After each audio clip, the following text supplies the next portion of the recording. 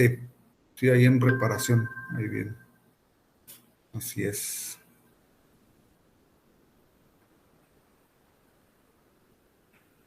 Profe, le voy a preguntar, Sí. ¿existe algún tipo de tercera y cuarta intención en la cicatrización?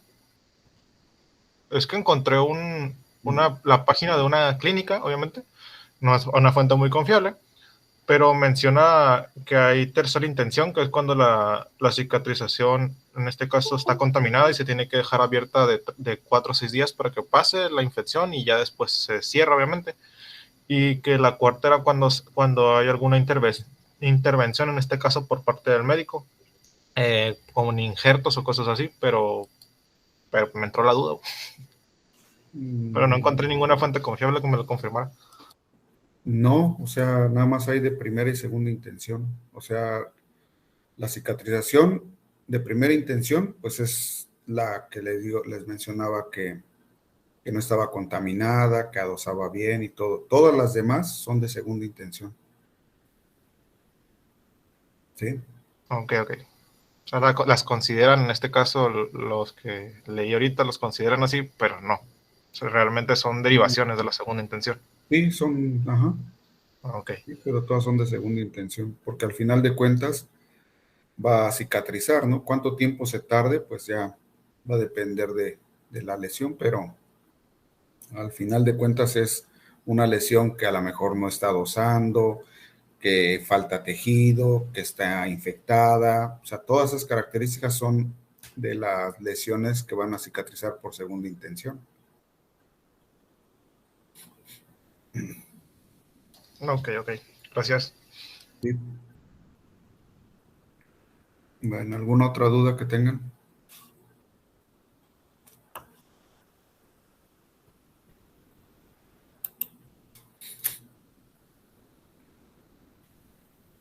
Bueno, vamos a ver ahora algo de inmunopatología.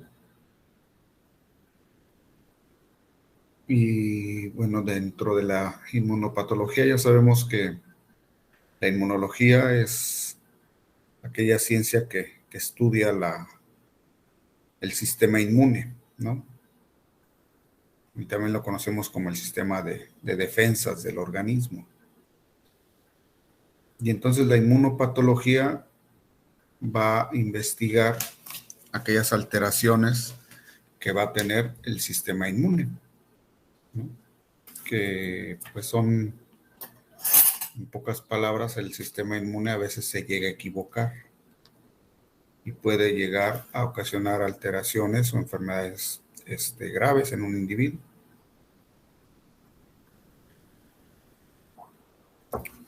Y ese sistema inmune, por ser un sistema muy especializado, muy bien definido y altamente coordinado con todo el organismo, pues es uno de los sistemas más eficientes que existen en el cuerpo, ¿no?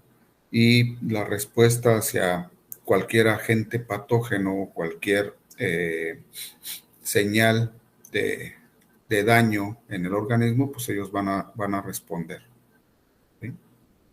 Y pues ya habíamos comentado que hay dos líneas celulares muy bien diferenciadas que nos van a ayudar a complementar todo esto que es el sistema inmune. El sistema inmune no comprende nada más las células, sino los mediadores químicos, los órganos, ¿sí? Que las van a producir, que las van a almacenar, que las van a capacitar, ¿sí?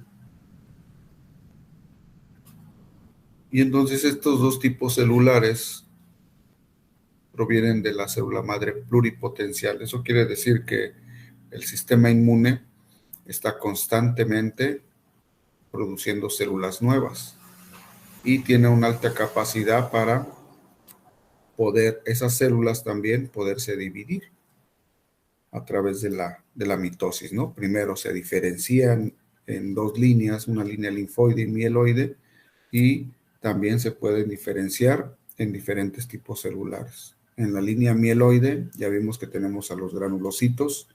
De estos granulocitos, la primera línea de defensa del cuerpo, los neutrófilos, pero también tenemos los eosinófilos y los basófilos. Igualmente de la línea mieloide vamos a tener lo que son los monocitos cuando están inactivos en el torrente sanguíneo, pero una vez que viajan hacia los tejidos, se convierten en macrófagos y van a tener un nombre especial dependiendo del tipo de tejido en el cual se presenten, ¿no? Y ahí tenemos algunas células muy especializadas, como son la célula dendrítica, ¿sí? Que es un macrófago muy especializado y que también se conoce como la principal célula presentadora de antígeno.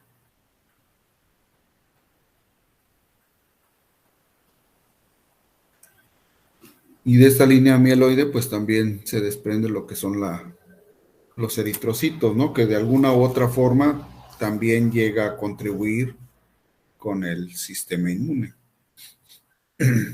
Y algo que también contribuye mucho con el sistema inmune, al llamado de las células inflamatorias y para regular los procesos inflamatorios, pues son las plaquetas, ¿sí? Que también provienen de la línea mieloide a través de la fragmentación de una célula que se conoce como megacariocito.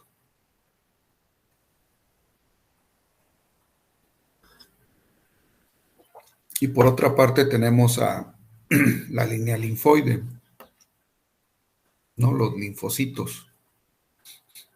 Y los linfocitos sí surgen a través de la médula ósea, pero tienen diferentes lugares o diferentes órganos en donde se van a capacitar. Y dependiendo de la capacitación que se les dé en los diferentes órganos, pues los vamos a diferenciar en linfocitos T y linfocitos B. Los linfocitos T tienen diferentes marcadores membranales, ¿sí? Que les llegan a conferir ciertas funciones muy específicas. Y uno de esos marcadores o receptores membranales lo conocemos como el CD. Entonces tenemos linfocitos de los que más se han estudiado son los linfocitos CD4 y CD8.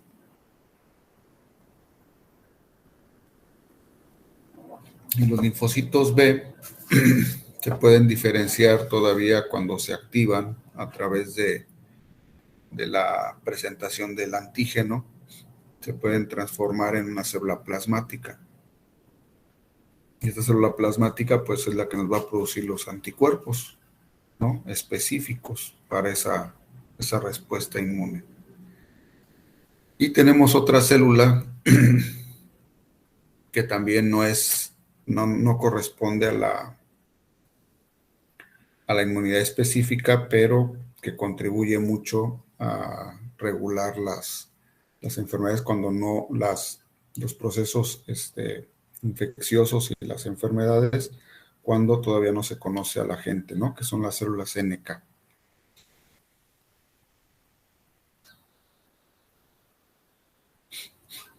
Y es un tipo de linfocito especializado. Bueno, entonces hablamos de órganos linfoides. Dentro de los órganos linfoides tenemos de dos tipos, ¿sí? Órganos linfoides primarios y órganos linfoides secundarios. Los primarios son aquellos en donde se da la capacitación y diferenciación de los linfocitos, ya sea en T o linfocitos B. Esos son los órganos linfoides primarios.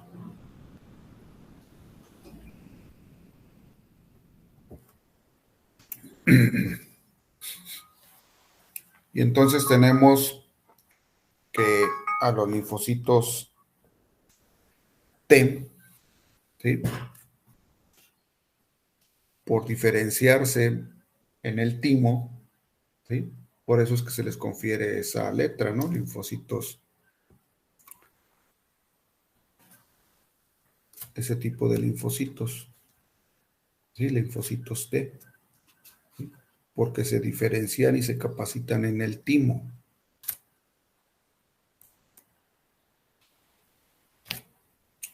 Y los linfocitos B va a depender de la especie, se van a diferenciar en varios otros tejidos, ¿sí? Y se les da su nombre porque el primer lugar donde se encontró fue en la bolsa de Fabricio, en las aves. Y por eso es que se les confiere esa letra, ¿no? De linfocitos B. Y entonces en las aves, los linfocitos B se capacitan en la bolsa de Fabricio y en las otras especies se pueden capacitar, ya sea en la médula ósea, en las placas de Peyer, ¿sí? Que son los órganos linfoides primarios.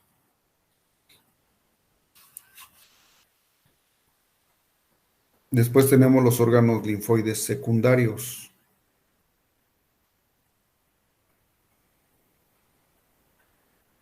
Y estos órganos linfoides secundarios sirven como si fueran filtros en donde vamos a tener almacenados a los linfocitos y células inflamatorias y que nos van a ayudar, ¿sí?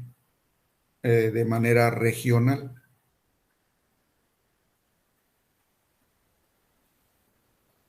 Entonces son filtros que vamos a tener de forma regional y que conocemos como linfonódulos, ¿no? Otro órgano linfoide secundario, pues es el vaso, que es un órgano que va a almacenar, una de sus funciones es el almacén de este tipo de células, ¿no?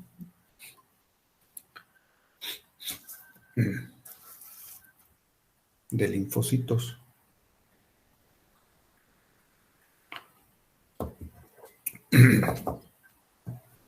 Y entonces se distribuyen a través del cuerpo estos linfonódulos en zonas específicas del organismo para poder llegar a captar eso que las células inflamatorias o los fagocitos pueden llegar a reconocer como algo que pueda llegar a ser dañino para el organismo y poderlo pasar a través de los linfonódulos, reconocerlo ahí por parte de los linfocitos y dar una respuesta inmune.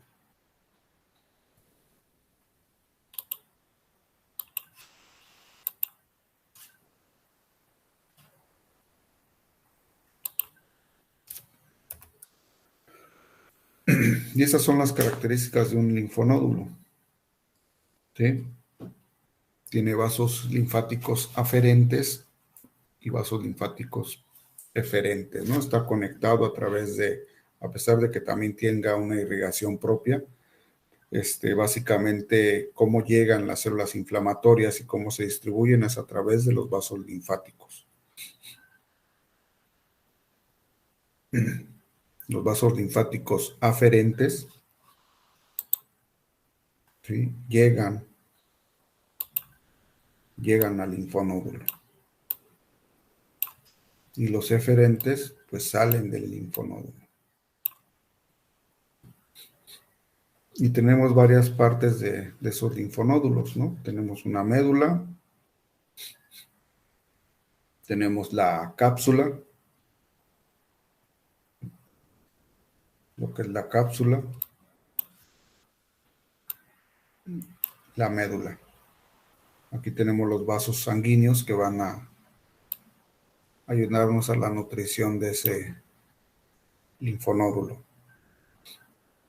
¿Sí? Y tenemos zonas en donde se van a empezar a almacenar y capacitar los linfocitos. ¿Sí? Tenemos el centro germinal de linfocitos B y en la zona paracortical es donde se van a capacitar los linfocitos T, ¿sí? En esta zona, la paracortical. Aquí.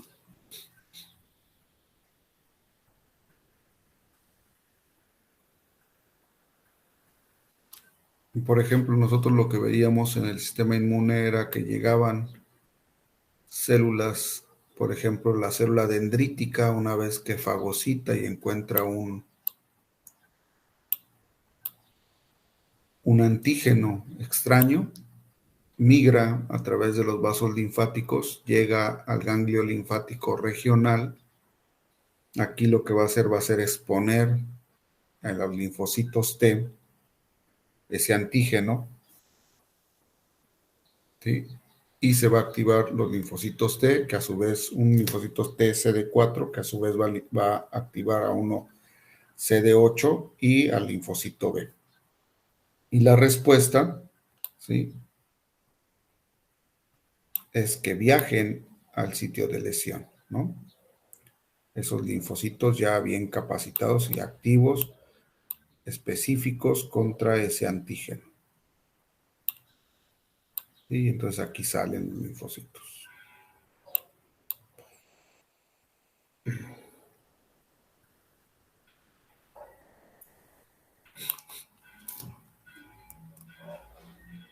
Tenemos al vaso, que el vaso también tiene, a pesar de que sea un órgano parenquimatoso, que nosotros al corte no observamos así muy bien sus cambios internos de estructura, también tiene centros germinales, ¿sí? Tiene centros germinales de linfocitos B, ¿sí?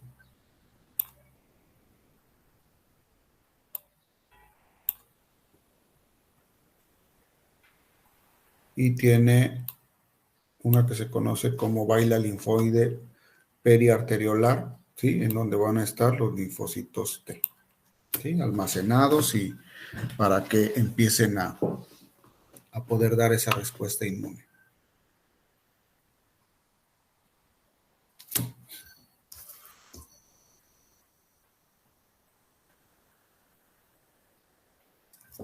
Es por eso que cuando existe algún evento en el cual haya no puede existir un problema potencial, el vaso tiene alta cantidad de receptores adrenérgicos y entonces cuando se desprende la adrenalina o se secreta adrenalina y noradrenalina, ¿sí?, podemos llegar a tener vasoconstricción y en esa vasoconstricción pues incrementa, ¿sí?, la cantidad de células sanguíneas. También debemos de recordar que el vaso es un almacén también de eritrocitos, de una gran cantidad de eritrocitos y de todas las células inflamatorias, ¿no?, o células del sistema inmune.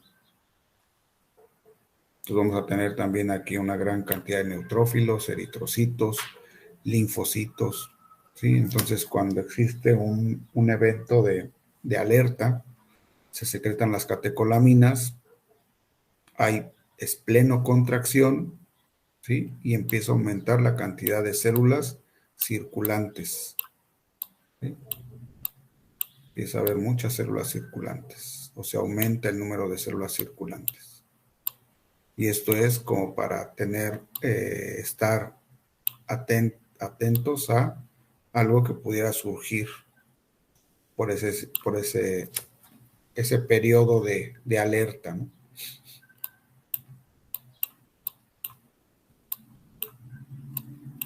Entonces incrementa el número celular.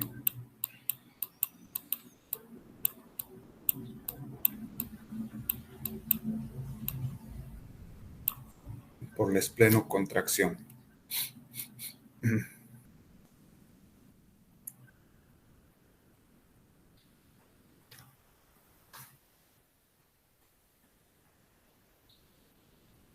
Ese es un esquema de cómo se va a ir capacitando el linfocito. Ya dijimos que tienen la capacidad de irse diferenciando y tienen marcadores de membrana.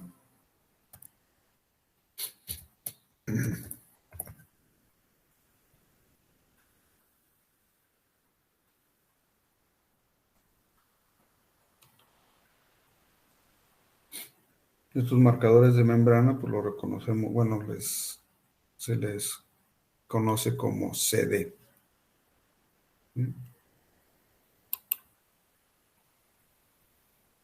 Que no es otra cosa más que proteínas que traen en su membrana.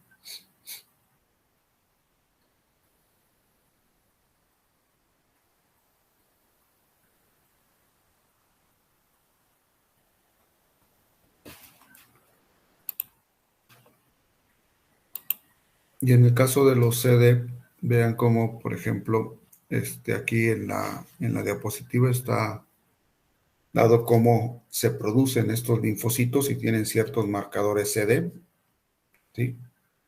Y llegan, por ejemplo, al timo. En el timo hay una serie de hormonas, una de ellas importante es la timina, ¿sí? Que van a capacitar estos linfocitos.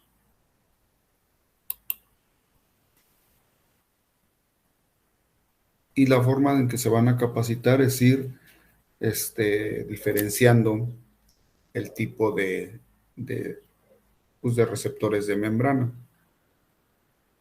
Se van a originar más, por ejemplo, esta primera parte se lleva en la corteza del timo, ¿sí? Después en la médula del timo y posteriormente se continúa la capacitación ya sea en la sangre o en los ganglios linfáticos. Entonces, en la corteza tímica esta capacitación temprana y vean los tipos de receptores CD que tiene, ¿sí? CD38, 44 y 71. ¿Qué es lo que le pasa a este timo con la acción de las hormonas del timo? Este linfocito va a cambiar y va a producir otro tipo a través de la estimulación de la síntesis, de su síntesis de proteínas, va a producir otro tipo de receptores de membrana, CD1, 5, 4 y 8, y va a permanecer el CD38. ¿Sí? Este viene de acá.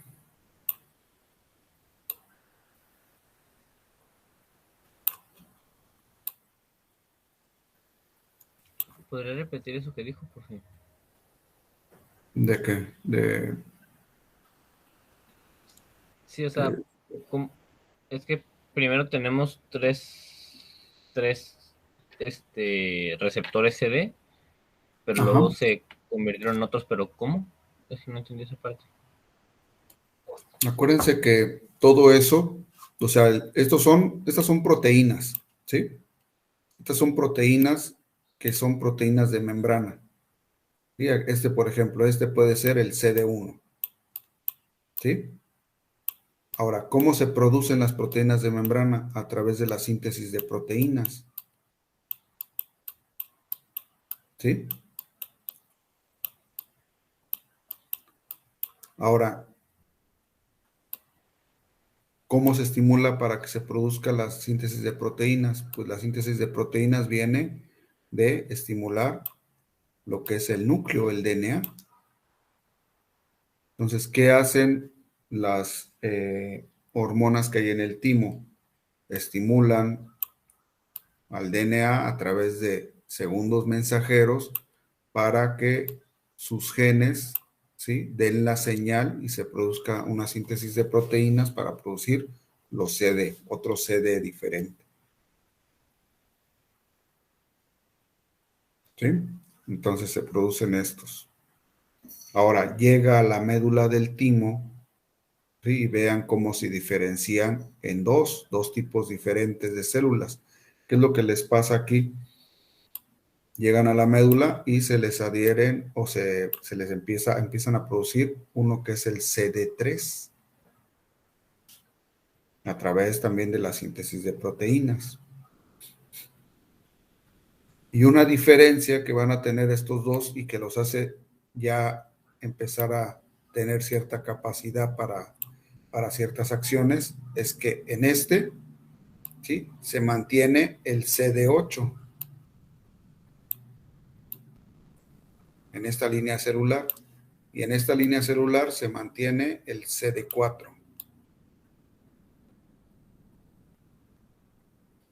¿Sí? Y si se fijan, los otros receptores de membrana son los mismos. Y es por eso que cuando ya esto se da en el timo, ¿no? En la médula del timo. y posteriormente salen al torrente sanguíneo, y la diferencia que van a tener esos dos linfocitos es el CD8 y CD4. Por eso es que se les llama así. ¿Sí? No es que no tengan más receptores de membrana, sí, pero los tienen iguales. Sí tienen mucho más receptores de membrana, pero la diferencia es esa, ¿no? Que unos tienen CD4 y otros CD8. Y entonces los CD4 los conocemos como linfocitos T cooperadores.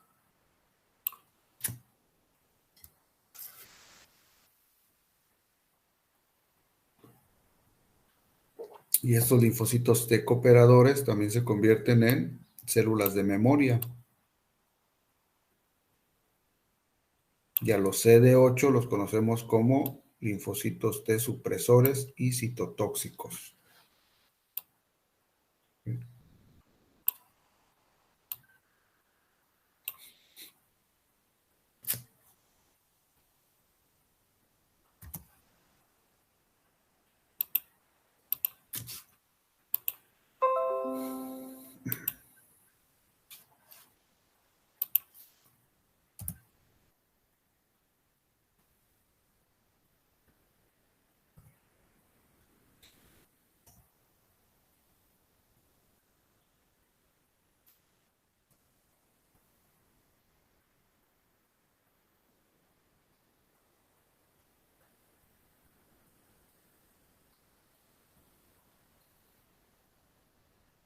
Por ejemplo, si nosotros, ¿cuál sería la importancia de conocer esos receptores de membrana?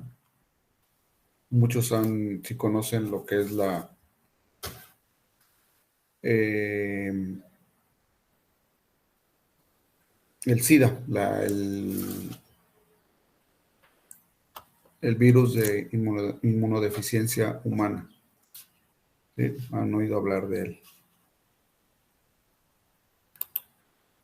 Por ejemplo, estos linfocitos CD4 están así y tienen su receptor de membrana así, ¿no? Que este sería, por ejemplo, el CD4, así. ¿Sí? Que es como si fueran llaves, ¿no? Se tienen que acoplar. ¿Han oído hablar de cómo se llama el receptor del COVID en las células respiratorias? Supongamos que este es un linfocito y esta es la forma que tiene ese CD4, ¿sí? Y tenemos otro linfocito, pero este linfocito tiene, en vez de CD4, tiene CD8, ¿no? Y el CD8 está así.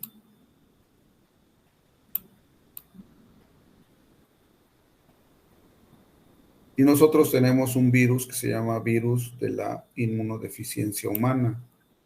Y el virus de la inmunodeficiencia humana, ustedes imagínenselo que está así, ¿no? Que tiene receptores de membrana y está así.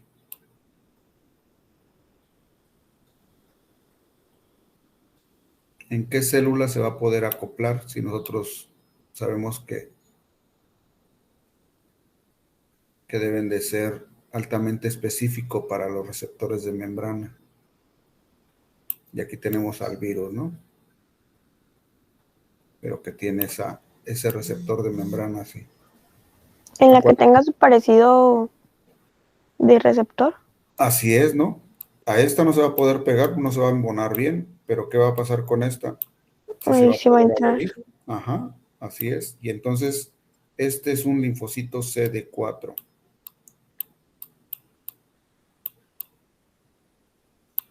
Y entonces, ¿qué va a pasar si se acopla? Destruye el linfocito CD4. Y son los linfocitos T cooperadores, los que nos dan la memoria antigénica, los que estimulan a los linfocitos T citotóxicos. Estos linfocitos T cooperadores estimulan a los CT citotóxicos para que den la inmunidad específica. Y además van a estimular a los linfocitos B para producir anticuerpos. Entonces, ¿qué pasa si no tenemos linfocitos T, CD4? Pues el sistema falla, empieza a tener fallas. No, pero ¿qué pasa? O sea, sí, ya sabemos que falla, pero ¿qué es por qué está fallando? Que no puede producir inmunidad específica contra el virus. Así es, no tiene inmunidad específica. No contra el virus, contra todo lo que está alrededor de él. Por eso es que imagínense que llegue un virus de la influenza, ¿sí? Que haya mutado, ¿sí? Y normalmente respondemos bien a lo que es la influenza o el virus de la gripa, pero lo tenemos que reconocer a través de la inmunidad específica, pero este individuo no tiene linfocitos CD4. ¿Cómo le va a ir?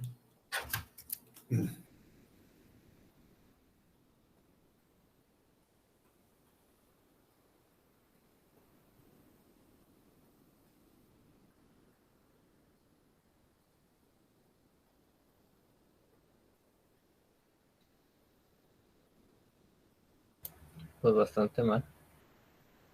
Así es, no va a tener inmunidad específica, entonces no va a poder responder hacia esas enfermedades, ¿sí? Y la otra es que no tiene memoria. Si la vuelve a dar por ejemplo, se enferma ahorita, le dan medicamento y le ayudan y todo, ¿no? Con interferón y muchas otras cosas que ayudan a disminuir la proliferación viral de un virus que normalmente está siempre cerca de nosotros, ¿no? Como el virus de la gripa. ¿Qué pasa si a los 8 días se encuentra con el mismo virus de la gripa? Se va a poner igual de grave porque no va a haber células de memoria que reconozcan que es la misma Así enfermedad es, que ya había ¿sí? estado. Se va a volver a enfermar. Eso es lo que hace el virus del SIDA, ¿sí? Destruir linfocitos CD4.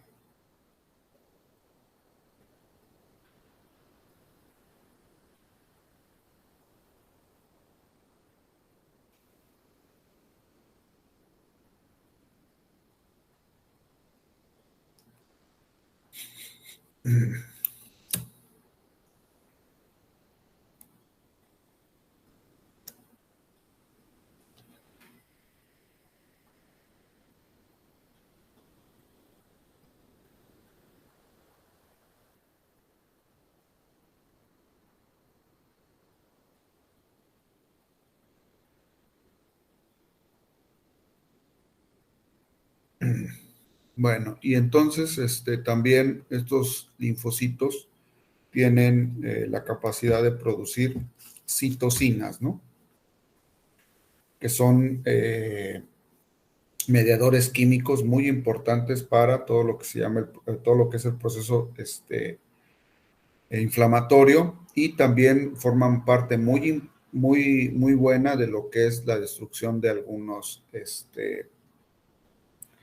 patógenos, ¿no? O células que pueden llegar a dañar, o también sirven como marcadores de algunas células que se encuentran mal.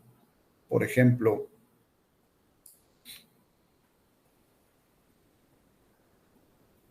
tenemos al factor de necrosis tumoral, alfa y beta, ¿sí?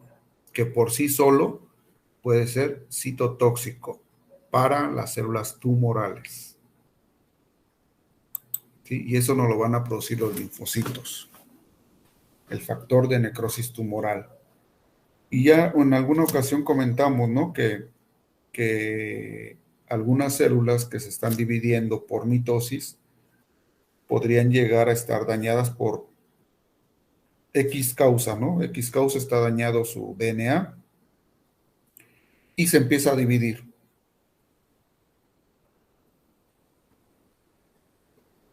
Y al estarse dividiendo, ¿sí? Pues se puede llegar a producir células que también están dañadas de su DNA.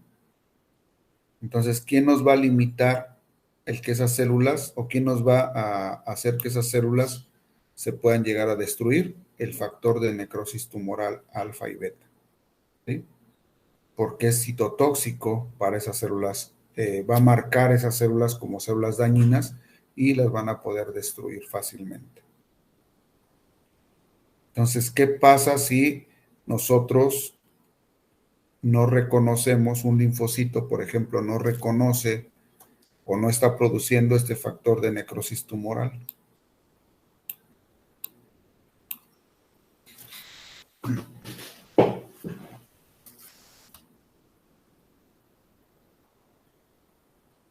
Pueden Pues surgir no había control, neoplasias. ¿no? Pueden surgir neoplasias, ¿sí? Porque regula, ¿sí? O destruye a esas células que pueden ser potencialmente neoplásicas. Ahora, ¿en qué periodo de vida se están produciendo las células neoplásicas de un organismo?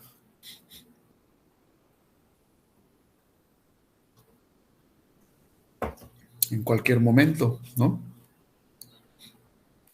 En cualquier momento. Y entre más se divide una célula, más probabilidades hay de que pueda llegar a tener algún defecto a la hora de su división, ¿no?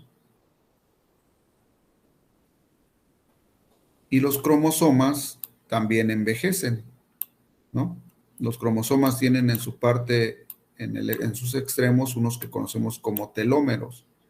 Esos telómeros tienen una cierta longitud y cuando esa longitud se acorta, ¿sí? Esa célula automáticamente tiene que morir porque ya envejeció.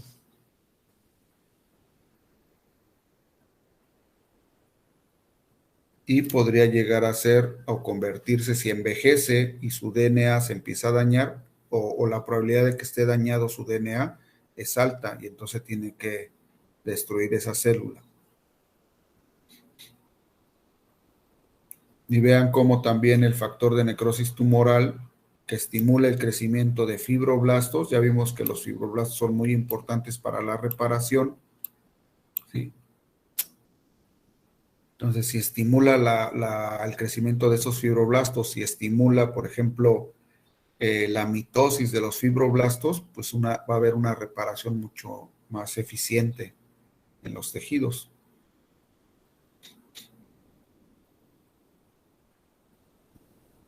Y también lo pueden producir los macrófagos, no solamente los linfocitos.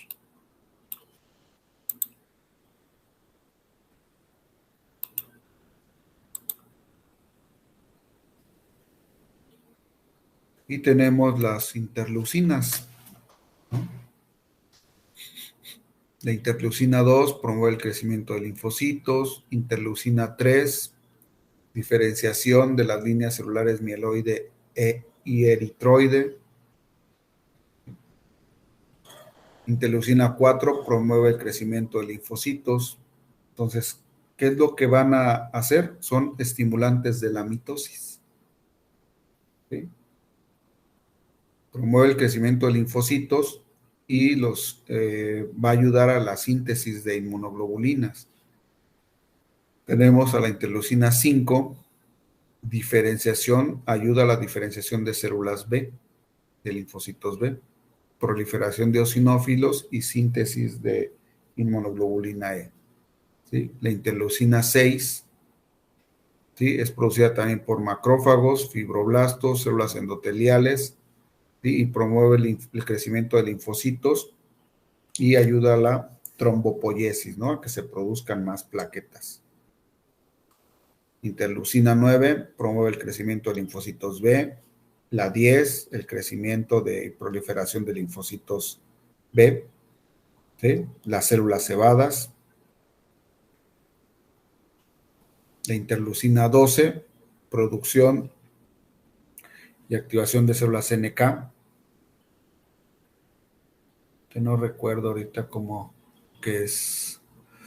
Bueno, y tenemos por aquí otro, aparte de las interleucinas, el interferón, ¿no? que también hemos oído hablar de él en algunos fármacos, ¿no? Que se utilizan para y que nos dicen que son antivirales. La función antiviral del interferón, ¿sí?, está dada porque va a inactivar la proliferación viral, ¿sí? Entonces va a impedir que ese virus empiece a replicarse dentro de una célula. Por eso es muy importante el interferón en aquellas personas, por ejemplo, que llegan a tener problemas con su sistema inmune y no responde hacia una enfermedad y les ponen interferón, ¿no? Para por lo menos detener la proliferación de ese virus y esperar a que el cuerpo pueda llegar a responder.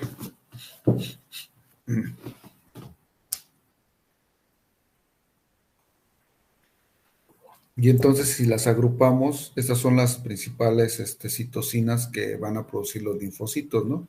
Las interleucinas, el interferón y el factor de necrosis tumoral.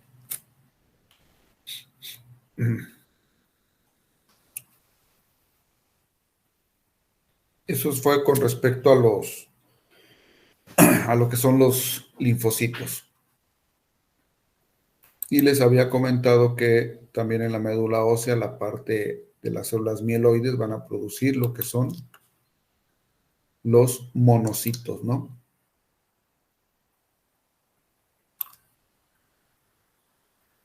Que cuando se diferencian, ¿sí?, y se van hacia los tejidos, se convierten en macrófagos. Pero también se pueden convertir en macrófagos sanguíneos. Ahí en la misma sangre, por una patología en la sangre, también se pueden convertir en macrófagos.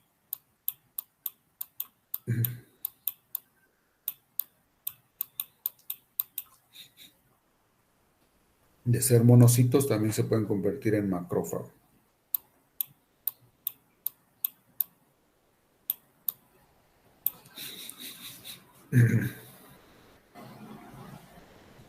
En el hígado, ya sabemos que se llaman células de Kupffer, ¿sí?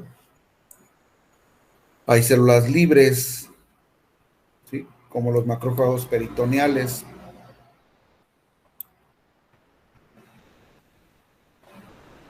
Tenemos los macrófagos alveolares y en diferentes tipos de tejidos, ¿sí?, vamos a tener diferentes nombres para esos macrófagos. La microglía en el sistema nervioso, macrófagos de la médula ósea, macrófagos de linfonódulos, macrófagos esplénicos, ¿sí?, histiocitos, que son macrófagos del tejido conectivo, ¿sí?, o los que veíamos la vez pasada, que son los osteoclastos, que son los macrófagos del hueso.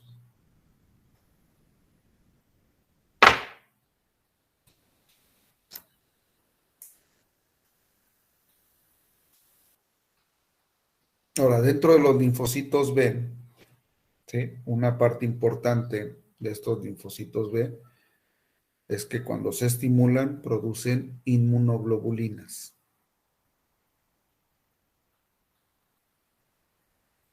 Y dentro de esas inmunoglobulinas, pues tenemos de varios tipos, ¿no?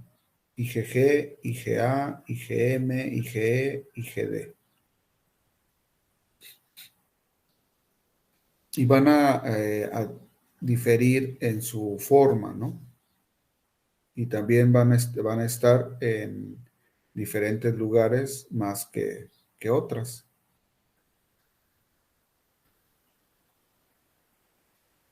Por ejemplo, la IgG, su sitio principal de síntesis es en el vaso y en los linfonódulos, ¿sí? La IgA, vías respiratorias, vías tejido gastrointestinal y cualquier otra secreción, por ejemplo, en la glándula mamaria. IgM en el vaso y linfonódulos, igual que la IgG, ¿no?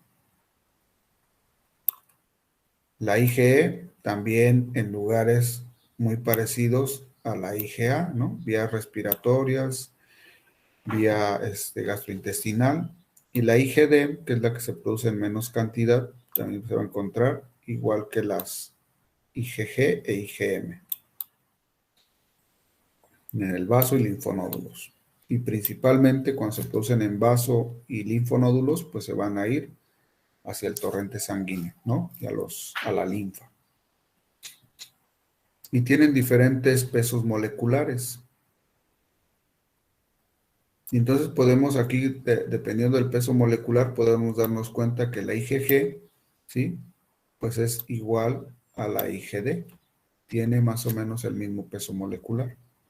¿Sí? Entonces son las dos inmunoglobulinas pequeñas que tenemos en el organismo y que también se parecen.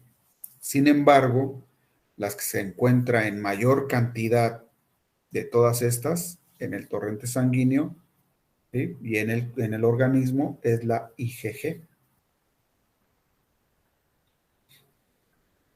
Por ser una inmunoglobulina pequeña, pues puede llegarse a ir a muchos sitios a ejercer su acción. Y es la que se encuentra en mayor cantidad en el plasma.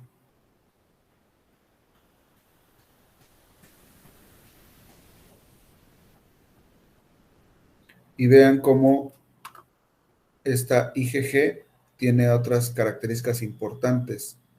Fijación por neutrófilos y macrófagos. Entonces nos ayudan a que, ¿se acuerdan cuando una inmunoglobulina se fijaba? ¿Sí? Se podía fijar a un antígeno.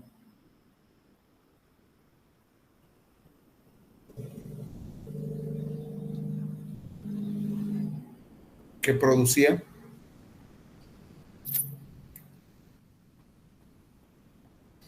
Lo marcaban, ¿no?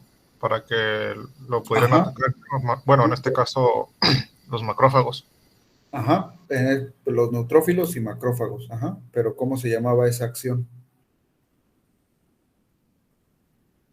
Tenemos, por ejemplo, un antígeno, ¿no? Llega la inmunoglobulina y se adhiere a ese antígeno. Llega otra inmunoglobulina y se adhiere a ese antígeno. ¿Qué le están haciendo? Y si llega una célula, por ejemplo, un macrófago con sus ya activo, con sus prolongaciones citoplasmáticas, la va a reconocer.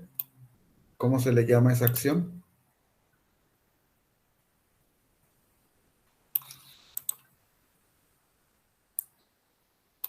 Opsonización, ¿no?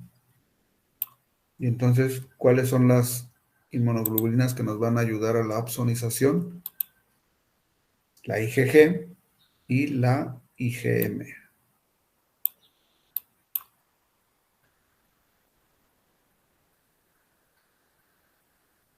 Ahora, ¿cuáles son aquellas inmunoglobulinas que nos van a estimular a la célula cebada para que produzca la degranulación? ¿Se acuerdan que la célula cebada también la encontramos en todos, en mayores cantidades, en aquellos tejidos que se encuentran más expuestos al medio ambiente? ¿Sí? La piel, tracto gastrointestinal, respiratorio. Y entonces, ¿cuáles de estas inmunoglobulinas se va a fijar mucho mejor a las células cebadas? La IgE. Y la degranulación exagerada de las células cebadas, ¿se acuerdan qué producía? La degranulación exagerada. Las células cebadas tienen gránulos, ¿no? Que contienen una gran cantidad de aminas vasoactivas. Aminas vasoactivas. En los rumiantes es la serotonina o 5-hidroxitriptamina. Y en los no rumiantes es más la histamina.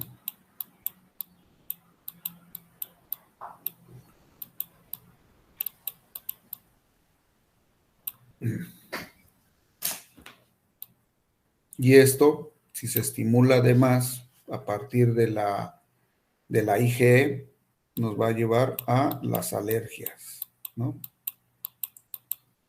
Que eso más adelante lo vamos a ver otra vez. O lo conocemos como hipersensibilidad tipo 1.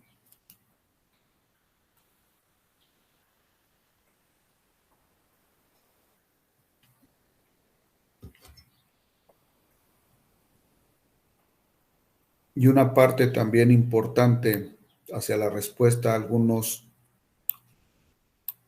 antígenos de microorganismos o antígenos solos, por ejemplo, es la activación del complemento. ¿Quién nos va a ayudar a activar el complemento? La IgG e IgM.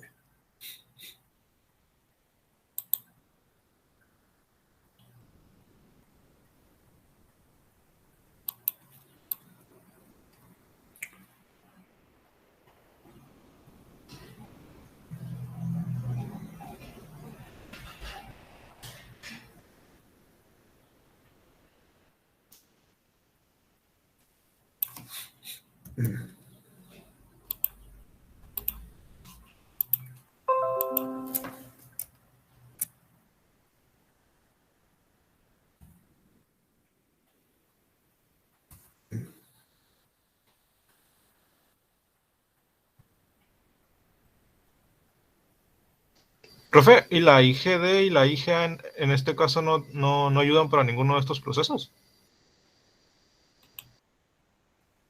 Para la opsonización, eso no, tienen otras actividades. La Vale. IgD generalmente se produce en muy poca cantidad, ¿sí? Y la IgA, por ejemplo, no ayuda a esos procesos, hay otros procesos que también son muy importantes. Se le conoce como la inmunoglobulina secretora.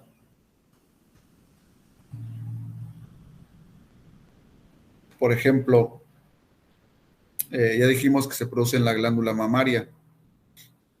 ¿Por qué los individuos que cuando nacen toman calostro, están tomando calostro, cualquier tipo de animalito que toma calostro ya tiene cierta cantidad de inmunoglobulinas maternas, ¿no? Una inmunidad pasiva. Pero ¿por qué si sigue tomando leche de la mamá se enferma menos que aquel que le dan una leche de fórmula? ¿Por qué?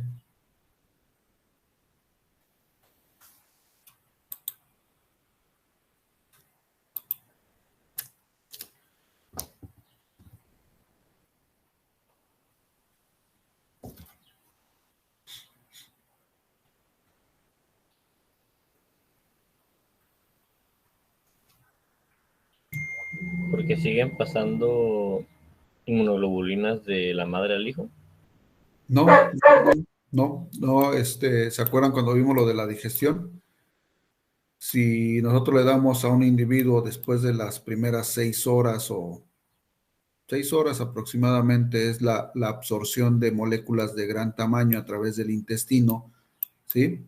En las primeras 6 horas de vida, el intestino es altamente permeable y va a poder aprovechar las inmunoglobulinas. Después de las 6 horas ya no van a pasar.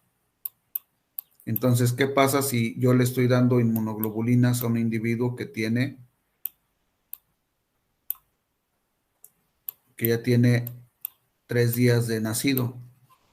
Se van a convertir en aminoácidos, ¿sí? Pues son proteínas. Se van a degradar a partir de la digestión. Pero ¿qué pasa con esta inmunoglobulina? Tiene un componente que va a ayudar a evitar la digestión y la degradación de esa inmunoglobulina. Por eso es que se le conoce como inmunoglobulina secretora. La vamos a tener en el tracto gastrointestinal y ahí va a poder ejercer su efecto, ¿sí? Contra aquellos antígenos, se le va a pegar a los antígenos, ¿sí? Estamos hablando del tracto gastrointestinal. Y entonces esa IgA está activa.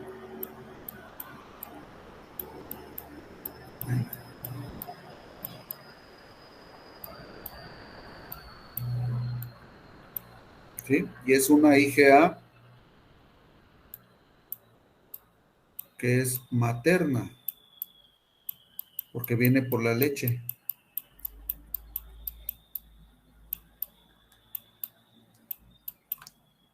Entonces, ¿qué pasa? Por ejemplo, si aquí hay una bacteria, la IgA nos va a ayudar porque a veces las inmunoglobulinas también son citotóxicas.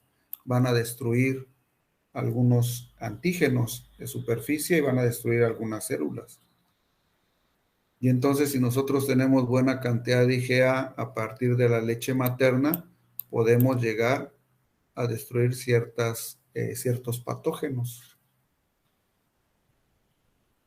¿Qué pasa si un individuo está tomando de fórmula, no tiene IgA y la probabilidad de que pueda llegarse a enfermar, pues es un poco más alta, ¿no?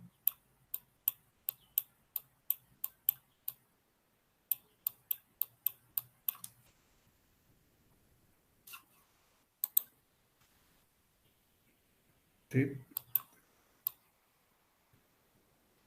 ¿Qué le va a Profe, pasar? algo que no escuché bien.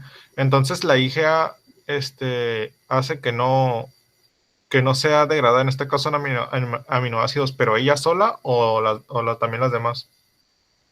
Como que las demás. O sea, las otras inmunoglobulinas. Es que esa parte no Todas se, entendí. todas se destruyen menos la IgA. Ah, ok. O sea, solo para ella. Solo la IgA puede llegar a permanecer en el tracto gastrointestinal. Ok.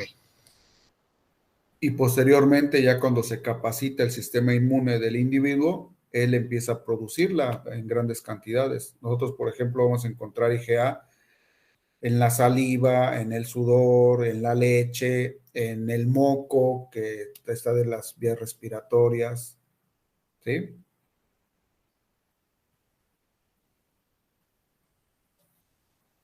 Entonces tenemos una gran cantidad de IgA ahí en el organismo.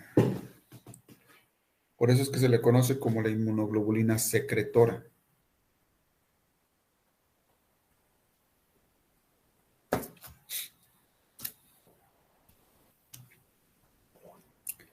Y aquí tenemos la configuración espacial de las inmunoglobulinas, ¿no? Si vemos la inmunoglobulina G, vean el tamaño que llega a tener, ¿no?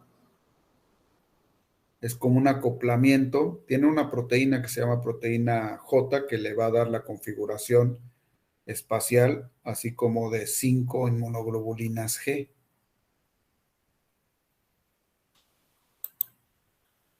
Entonces, si esta es una inmunoglobulina de gran tamaño y esta inmunoglobulina G es de pequeño tamaño en relación a la G y son las que se encuentran más en el torrente sanguíneo, en el plasma, generalmente las que hay mucho más en el plasma son las IgG, ¿sí? Pero también tenemos cierta cantidad o muy buena cantidad de IgM. ¿Cuál de las dos, sí, va a migrar más fácil hacia los tejidos cuando se lleve a cabo el proceso inflamatorio y se incremente la permeabilidad? La La G por ser Más más pequeña. pequeña. Así es, ¿no? Y por ser también en mayores cantidades. Entonces, la eficiencia de la IgG, ¿sí? En cuestión de tiempos de que sea un poco más eficiente que la IgM, es porque está en grandes cantidades y es pequeña, ¿no? Puede viajar a través de la permeabilidad mucho más fácil. Pero ahora, esta nada más tiene una posibilidad de acoplarse a los antígenos, ¿sí? Entonces, la especificidad de la IgG es limitada. A esta, ¿cuántos antígenos diferentes se le pueden acoplar? 5. Así es. Entonces, la especificidad de la IgM es mucho más alta, ¿sí?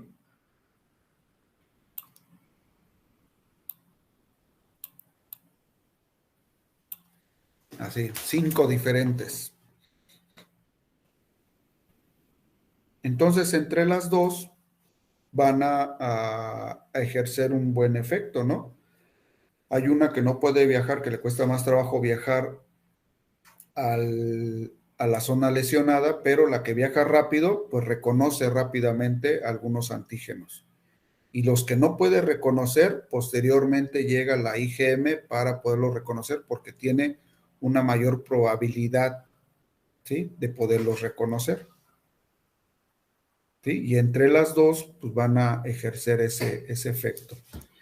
Y la IgA tiene este componente, ¿no? También tiene una proteína G y tiene un componente secretor, que también es una proteína que le va a ayudar a evitar la digestión, ¿sí?, en el tracto gastrointestinal y la destrucción en otros sistemas, por ejemplo, el sistema respiratorio.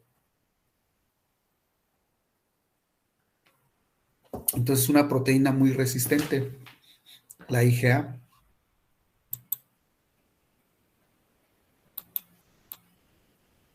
O tiene proteínas muy resistentes.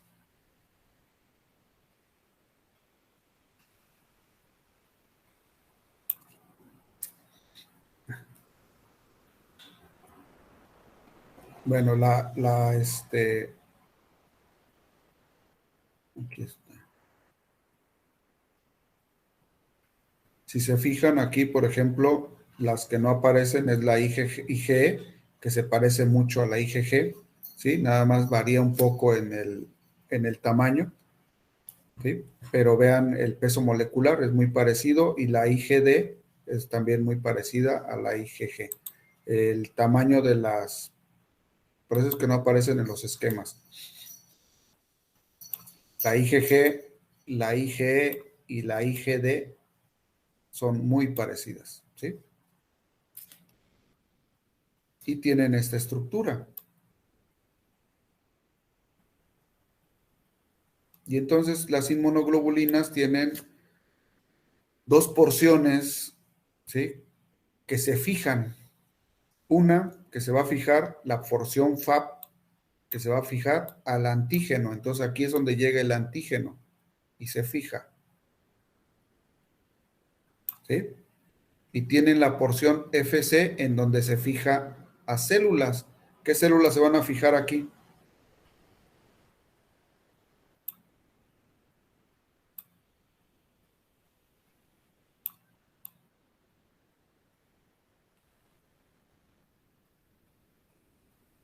¿Qué células se fijan ahí en esa parte? ¿Se fijan cómo yo les hacía los esquemas así? Y llegaba una célula que estaba así, ¿no? Que se conoce a veces como macrófago, o puede llegar a ser un linfocito, y aquí tenemos el antígeno. Entonces la porción FC es la que va a ayudar a realizar lo que es la opsonización, ¿sí? Es la porción de esa IgG o de la IgM para poder llegar a reconocer a un antígeno, ¿no? Y es donde se va a adherir los fagocitos, aquí en la porción FC. Y en la porción FAP se va a unir lo que es el antígeno. Y otra característica es que vean cómo se encuentra configurada una inmunoglobulina a partir de dos proteínas, ¿no? Esta es una proteína y esta es otra proteína, ¿sí? Esta es otra y esta es otra proteína. Entonces, hay dos pares de proteínas que están unidas a puentes disulfuro, que están unidas con puentes disulfuro, ¿sí?, para darle esa configuración.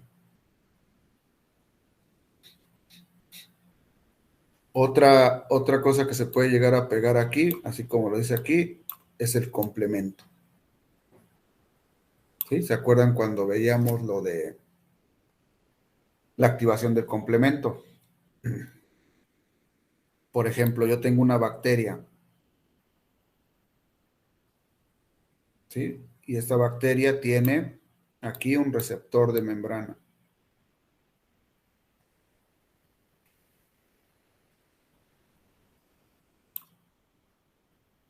A ese receptor de membrana se le adhiere un anticuerpo. Y posteriormente tiene otro mismo receptor de membrana y se le adhiere otro anticuerpo. Aquí, ¿qué se va a unir si hablamos del complemento?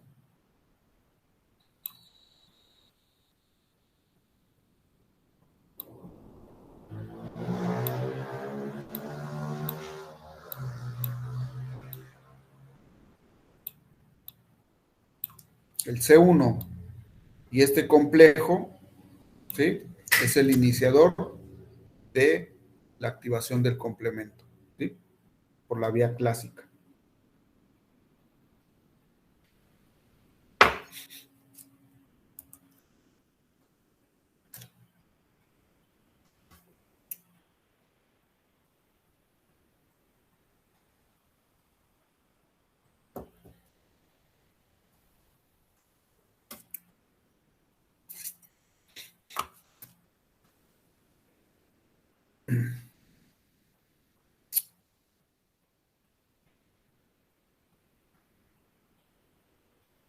Bueno, este es un esquema donde se señala cómo es que se produce la activación, ¿sí?,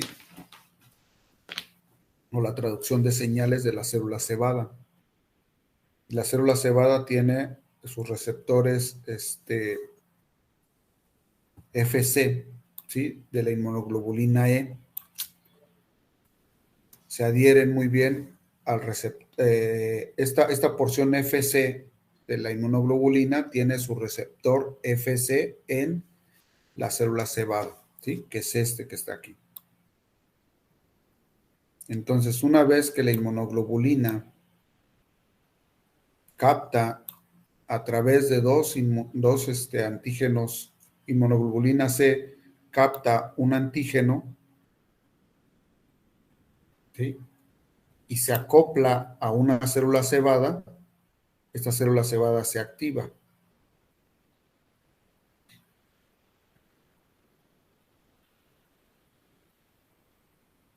Y esta célula cebada, a la hora de activarse, ¿sí?, va a activar a su vez a otras proteínas que son segundos mensajeros.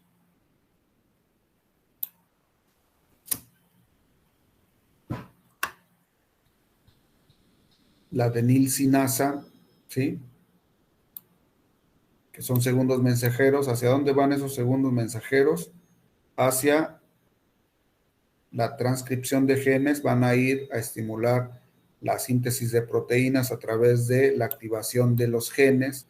Se activan los genes, estos genes producen RNA mensajero, ese RNA mensajero se traduce para la síntesis de proteínas y se van a producir citocinas, ¿no?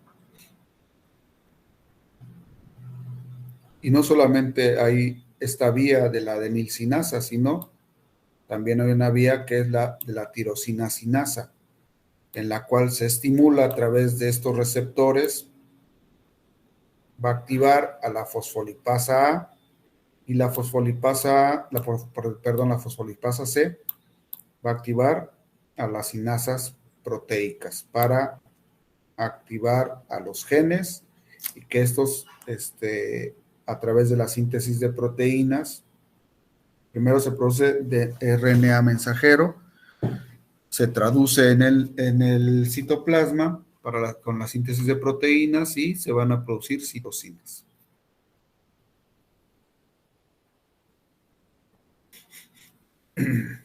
También a través de ese sistema, este complejo que se forma con el receptor, la inmunoglobulina y el antígeno, se va a activar una enzima que es la metiltransferasa, que a su vez va a activar a la fosfolipasa A, que esta ya la habíamos comentado en alguna ocasión, y la fosfolipasa A saca de la membrana celular, ¿sí?, al ácido araquidónico para producir la síntesis de leucotrienos, prostaglandinas y tromboxano, ¿sí? Y también va a ayudar a la formación de microtúbulos para la exocitosis de los gránulos. ¿Qué gránulos tiene ya preformados esta célula cebada? Los gránulos de histamina, ¿no? Tiene gran cantidad de gránulos que contienen histamina. Y entonces, si está produciendo la formación de microtúbulos para la exocitosis, esta histamina empieza a salir de la célula cebada. Y se va a ir a sus receptores de histamina, ¿no? Que ya vimos que los receptores de histamina pueden cambiar, pero los que están implicados en las respuestas alérgicas son los receptores histamínicos 1. ¿Sí? Y que también tenemos receptores H2, que los encontramos en el tracto gastrointestinal, principalmente en el estómago.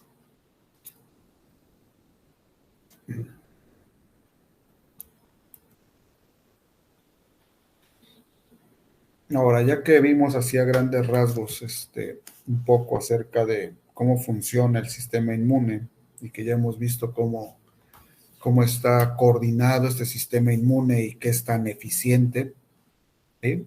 Ya sabemos entonces que ¿ustedes creen que, por ejemplo, haya algún fármaco que pueda suplir la función del sistema inmune?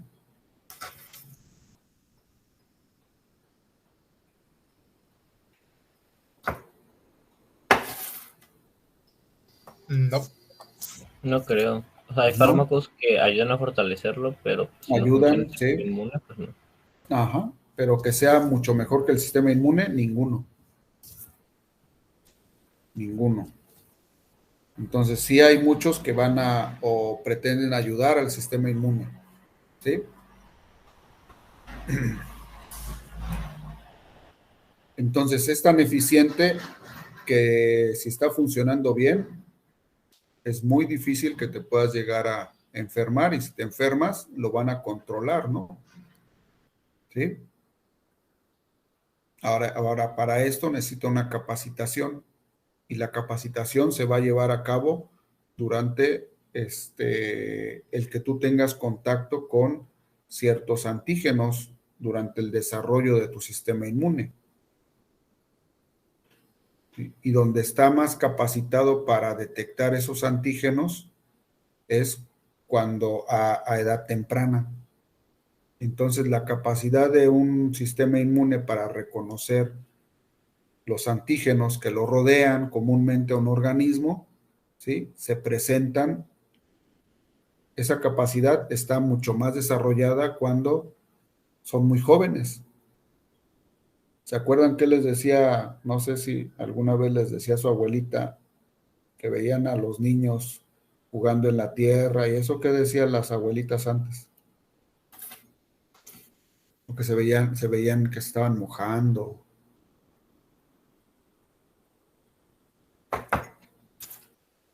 No decían, déjenlos así que se queden para que agarren defensas, que se coman la tierra para que agarren defensas.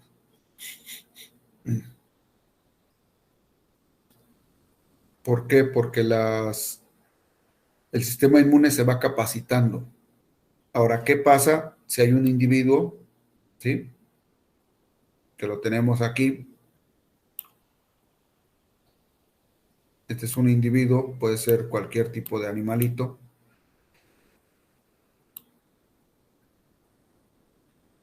Y lo mantenemos en un espacio en donde está creciendo, pero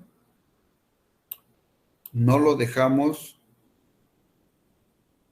¿sí?, que tenga contacto con muchas cosas. ¿Sí? Lo mantenemos así, encerrado en un lugar para que no se nos vaya a enfermar. ¿Qué le va a pasar el día que ese individuo salga de esa burbuja? Pues se va a enfermar. Así es. Y si Es ya lo que, es es lo que adulto, pasa con las personas que se cuidan mucho, ¿no? Que a cada rato se andan desinfectando y todo, y a cada rato se enferman por cualquier cosita. así es, sí, sí, sí, ese es el mecanismo. ¿Por qué?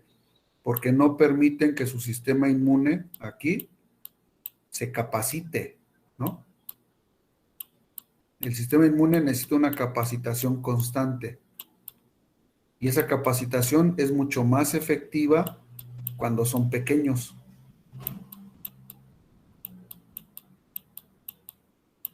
Necesita una capacitación y un contacto con los antígenos, ¿sí?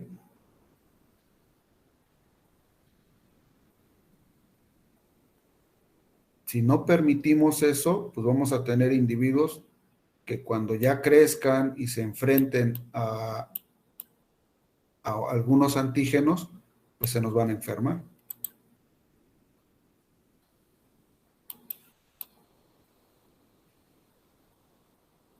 Y les comento, esa capacitación se lleva a cabo cuando el individuo son muy jóvenes o son cachorros, ¿no? Son pequeños.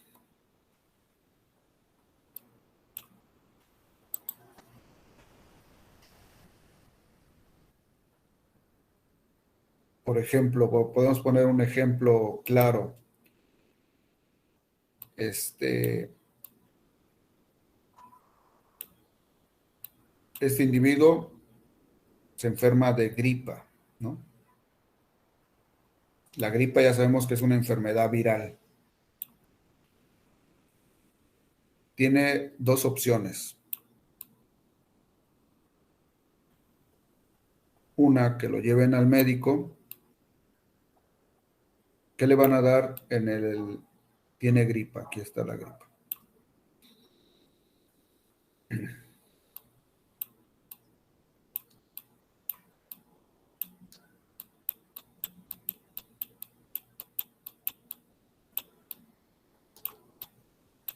Como se siente mal, supongamos que es un cachorro, ¿sí? Lo vemos triste, un cachorro con gripa, bueno, un niño, vamos a suponer. Y le dan fármacos, ¿no? Y la otra es,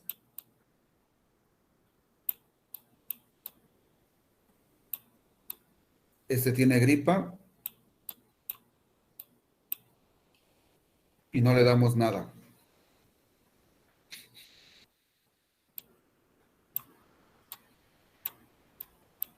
Los dos, al final de cuentas, se les va a quitar la gripa, ¿no? ¿Sí? ¿Cuál se va a volver a enfermar al poco tiempo? ¿El de arriba o el de abajo? El de fármacos. El de fármacos. Se va a enfermar más rápido. Y posiblemente ya no se enferme o pase un tiempo prolongado para que se llegue a enfermar. ¿Sí?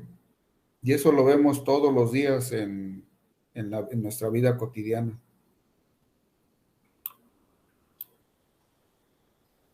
¿Por qué hablamos de la gripa? La gripa es una enfermedad autolimitante.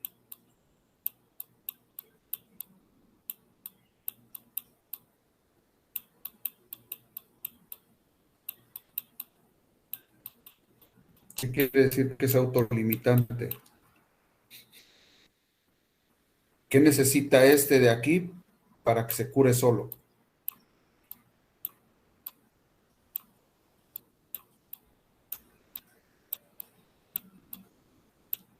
Confort.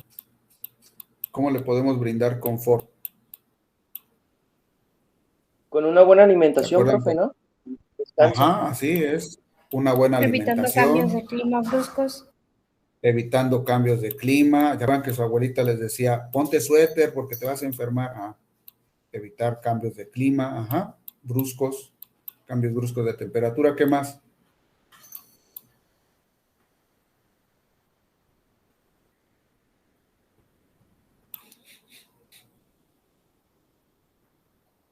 Dentro de la alimentación, por ejemplo, aquí hay uno muy importante que es la hidratación, ¿no? Bien hidratado. Evitando cambios bruscos de temperatura. ¿Qué más?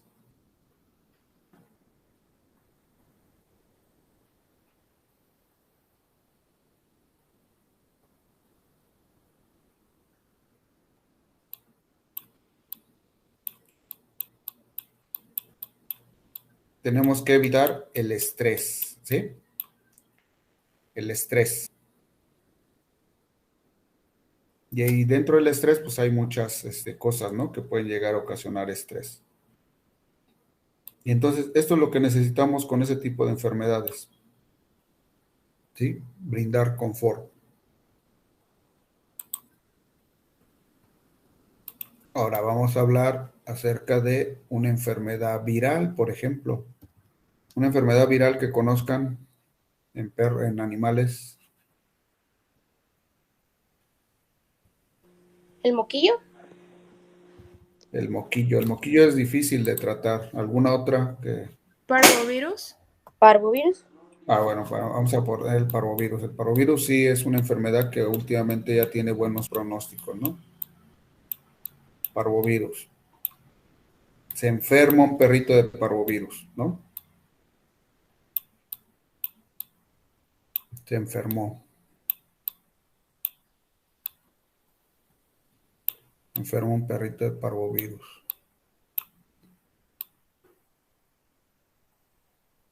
El parvovirus es una enfermedad viral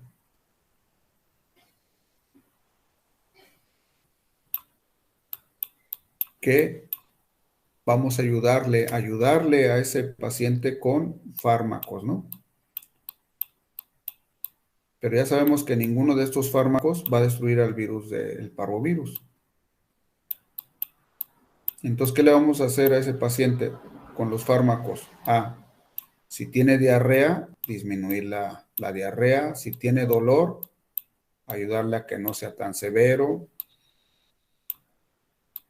Si tiene vómito, darle medicamentos para que el vómito no sea tan agresivo. ¿Sí? ¿Qué más le podrían ayudar para ese paciente? Ya sabemos que los fármacos pues, le van a ayudar porque es una enfermedad muy grave, ¿no? No es una enfermedad como la que vimos hace rato, que era autolimitante, que si te cuidas bien, solita se va a quitar. Puede pasar así, pero en la mayoría de las ocasiones sí tenemos que ayudar al paciente. ¿Qué más le tenemos que hacer a este paciente? Hidratar. Ajá, a través de los fármacos, cuidar de la hidratación, es así muy importante, la terapia de líquidos, ajá, la terapia de líquidos. Ujú. ¿Qué más? Vitaminar. No necesariamente.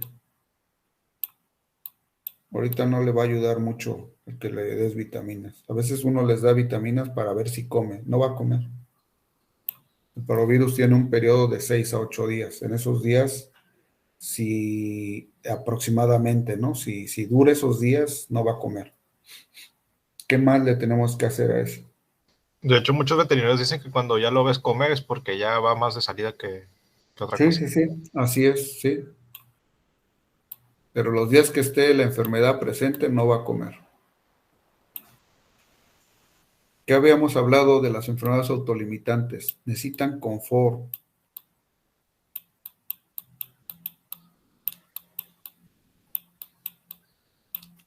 Confort, ¿no? Ahora, habíamos dicho que la alimentación no va a comer, entonces por ahí no podemos darle. ¿Qué tenemos que cuidarle? Su medio ambiente, ¿sí? Medio ambiente bien controlado. ¿Necesitamos ponerlo en donde haya mucho frío? No. En donde haya mucho calor tampoco. Tenemos que controlar el medio ambiente para que tenga confort, ¿sí? Ahora, ¿qué pasa si yo a ese paciente, aparte de darle los fármacos, lo saco de su medio ambiente en donde él ha estado siempre y me lo llevo a hospitalizar?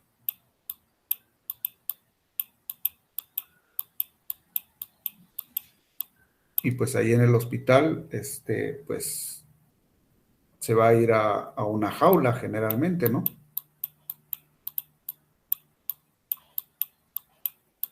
Va a ocasionar estrés, ¿no, profe? Así es. Y esto va en contra de lo que es el confort.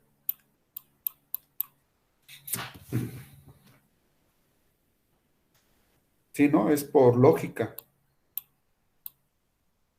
Si nosotros tenemos un poquito de lógica, ese perrito, ¿sí? Imagínense ustedes, está hospitalizado, está en la jaula, le pueden poner ahí cosas para que esté un poco más confortable, ¿no? En la jaula, pero cada vez que yo lo voy a ver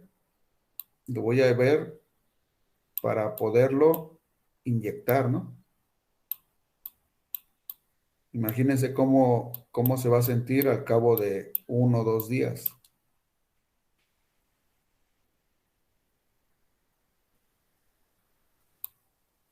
Pues ya cada Entonces, que vea al médico se va a asustar. pues sí, y eso va a originar mucho estrés. No sé si les ha tocado, por ejemplo, este tipo de problemas pasa en los hospitales de humanos muy seguido, y más con las personas que están inmunocomprometidas, que son los pacientes ya seniles, los viejitos, ¿no? Los abuelitos. Siempre te dicen, de hecho, en muchas ocasiones, ellos mismos dicen, no, no me lleves al hospital porque me voy a poner más mal. ¿Por qué se ponen más mal? Nada más me vas a llevar a que me muera. ¿Por qué? Pues porque se estresan por eso mismo, porque Porque Por piensan no el que ya tienen se van a estrés. morir necesidad. si van ahí y se la llevan Así es, estresados. así es. Todo el tiempo están asustados, ¿no? De que algo les va a pasar. Ese estrés genera que no estén en confort. Y cuando no están en confort, se genera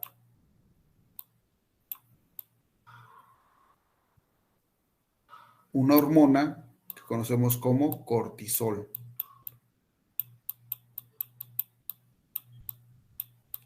Y el cortisol deprime el sistema inmune. Ahí se me cambió la imagen. ¿Sí? Deprime el sistema inmune.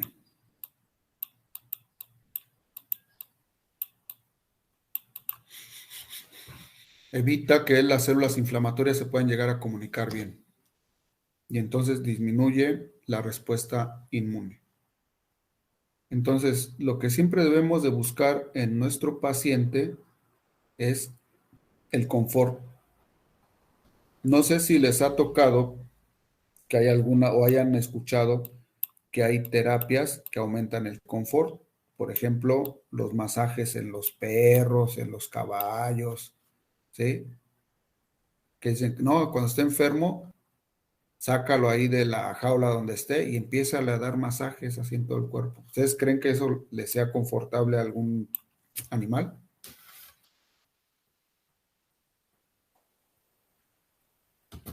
Pues sí, se relajan, Así es, Pues si al sí. perro le gusta, sí, pero si se entran en igual por alguna confianza. razón se siente incómodo, tal vez no. Ajá, así. O sea, nosotros lo debemos ser perceptivos para todo eso, ¿no? Sí, porque hay Ahora, perros a los que no les gusta que lo toquen. sí, así es. La otra, por ejemplo, a fuerza lo tengo que hospitalizar porque ya está muy deshidratado. ¿Qué pasa si yo lo hospitalizo? Lo voy a poner en la jaula porque no me queda de otra, pero le digo al dueño, ¿sabes qué? Tráeme su platito, su cobijita, el muñeco con el que juega, ¿sí? Y necesito que vengas cada 4 horas, por lo menos uno de la familia, para que venga y esté por lo menos unos 5 minutos con la mascota. ¿Sí? Estoy incrementando el grado de confort, ¿sí? A pesar de que esté hospitalizado. Entonces, esto que nosotros decimos de confort es para incrementar la respuesta del sistema inmune. Y es algo que a veces como médicos se nos olvida. ¿Sí? Entonces, aquí, aquí lo que nos toca hacer es incrementar la responsabilidad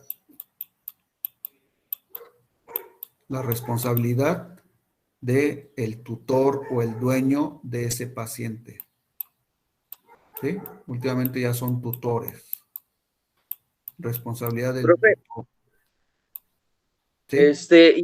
y por ejemplo, hace unos meses trabajaba en una veterinaria y lo que hacían ellos con los pacientes hospitalizados es de que si podían caminar, los llevaban a un patio que tenían para que pudieran hacer sus necesidades y aparte para que estuvieran un rato en un área libre donde no estuvieran en sus jaulas.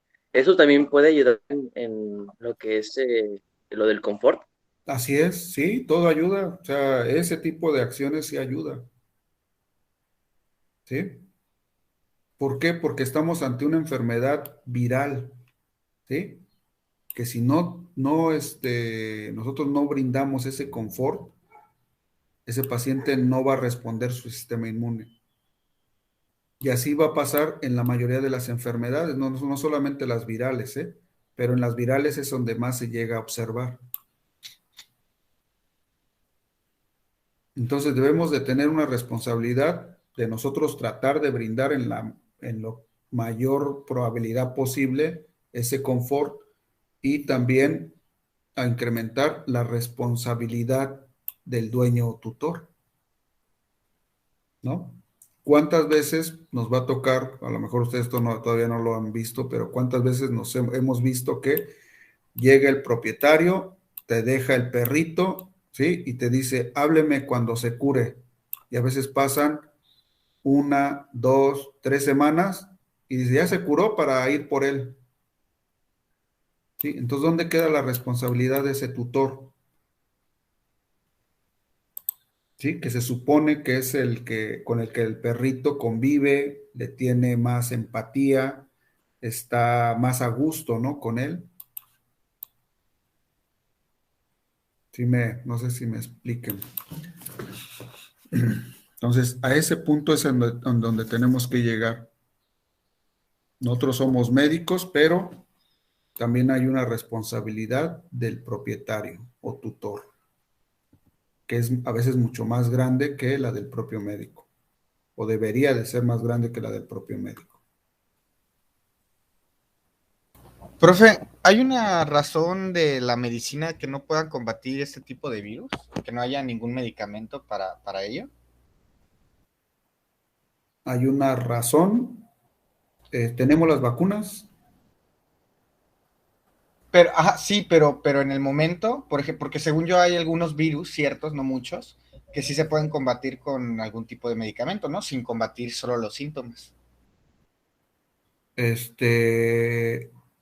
Dentro de lo que es la farmacología, no existen